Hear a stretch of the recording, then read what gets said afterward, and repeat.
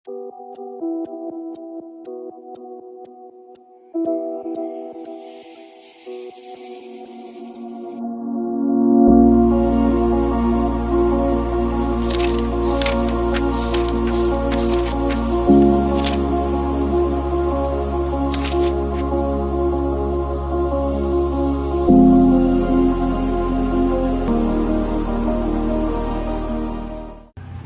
unang panahon, nabuhay ang kaharian ng Birmania ng isang hari na nagngangalang Don Fernando. Si Don Fernando ay may asawang si Dunya Galeriana at nagkaroon ng tatlong anak na lalaki na sina Don Pedro, Don Diego at Don Juan. Isang araw, napanaginipan ng hari ang paborito at bunsong anak niya na si Don Juan na pinaslang siya ng dalawang kriminal. Dahil dito, nagkaroon ng karamdaman at sakit ng hari na hindi kayang pagalingin ng sinuman. Pumunta isa na mediko upang makita at matukoy ang lunas sa sakit ng hari. Nang dumating ng mediko at natukoy ang lunas, sinabi niya, Ang lunas sa sakit ng hari ay kapag narinig niya ang awit ng mga ibong adarna. Pagkatapos ay gagaling siya. nagbigay ng direksyon ang mediko kung saan makikita ang ibong adarna. Nang marinig ito ng pinuno ng monarka, agad niyang tinawag ang panganay na anak na si Don Pedro na pumunta sa bundok ng Tabor sa kumikinang na puno sa Piedras Platas. Don Pedro, pumunta ka sa bundok ng Tabor kung saan may kumikinang ng puno. Ang ibon ay matatagpuan lamang sa gabi. Opo. Agad namang sumunod ang prinsipe at nagtungo sa bundok ng Tabor sa kumikinang na puno sa Piedras Platas. Nang dumating doon ang prinsipe, napagod siya at hindi nagtagal ay Barangay siya, no? Pinuli, no?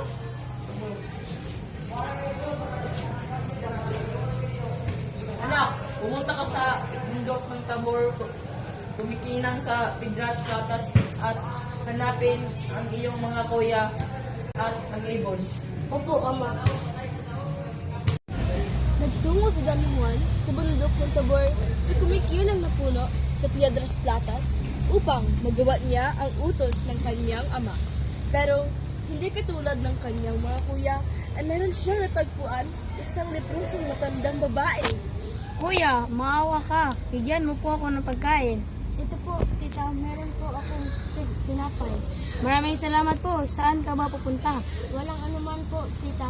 Pupunta po ako sa bundok ng Tabor sa kumikinang na puno ng Piedras Plata dahil hinahanap ko ang ibong adarna.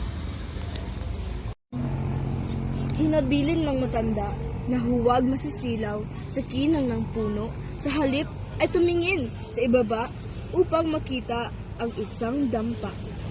Doon ay matatanaw ni Don Juan ang isa pang ermitanyo na siyang makakatulong sa paghahanap ng lunas sa may sakit. Go. Narating ni Don Juan ang dampa at nakita ang tinapay na binigay niya sa leprosong ermitanyo. Dito ay nalaman ng prinsipe na isang inkantado ang ibong adarna. Ito ay masisilayan lamang tuwing gabi, 7 beses na maawit at 7 beses din kung magpalit ng kulay ng balahibo. Don sa oras na umawit ang ibong adarna ay kailangan mong hiwain ang palad mo at bigayin ng daya upang mapaglabanan ng antok. Ito, meron akong sintas na dito upang panguli sa ibon. Maraming salamat po. Nang marinig ang awit ng ibon, ay humikab si Don Juan. Ginawa niya ang bilin ng ermitanyo na hiwain ang palad at bigaan ng dayap ang kanyang sugat. Nawala ang nararamdaman niyang antok dahil sa sakit ng kanyang mga sugat. Tulog-bol, marahan na umakyat sa puno si Don. Sagad na simsiman ang ibon pang maitan ang ginto gamit ang gintong sinta.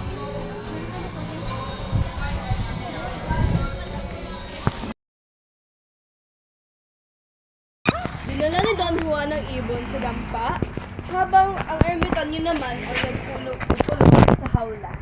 Magaling. Ngayon, Don Juan, upang maligtas mga kapatid mo, kailangan mong kumuha ng banga at punuin ito ng tubig pakaibo sa mga kapatid mong naging bato. Opo.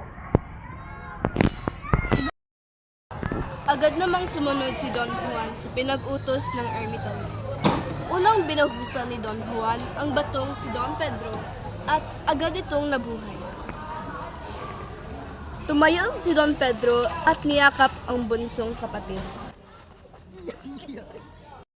Sumunod namang binuhusan nito si Don Diego at naging tao itong muli. Nagyakapan ang tatlong prinsipe at labis na nagalak dahil sa wakas ay gagaling na ang kanilang ama dahil sa nahuli ni Don Juan ang ibong Adarna. Muling nagtungo ang tatlo sa dampa ng ermitanyo at doon ay nagkaroon ng tigil. Umalis ang dalawa niyang kapatid at iniwan si Don Juan na may mga sugat at malapit nang mamatay. Wala nang ibang pinagkukunan ng pag-asa si Don Juan kundi ang panalangin.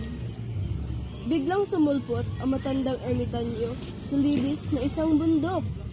Doon niya natagpo ang nakahandusay sa lupa si Don Juan. Sa ikalawang pagkakataon ay muling ginamot na matanda ang sugat ni Don Juan. Niyakap dito ang matandang ermitanyo ng kanyang pagpasasalamat dahil sa pagliligtas sa kanyang buhay. Pagkatapos ay inutos na matanda na umuwi na si Don Juan sa palasyo upang iligtas ang amang hari. Maraming salamat po. Walang anuman. Don Juan, umuwi ka na sa iyong ama. Opo.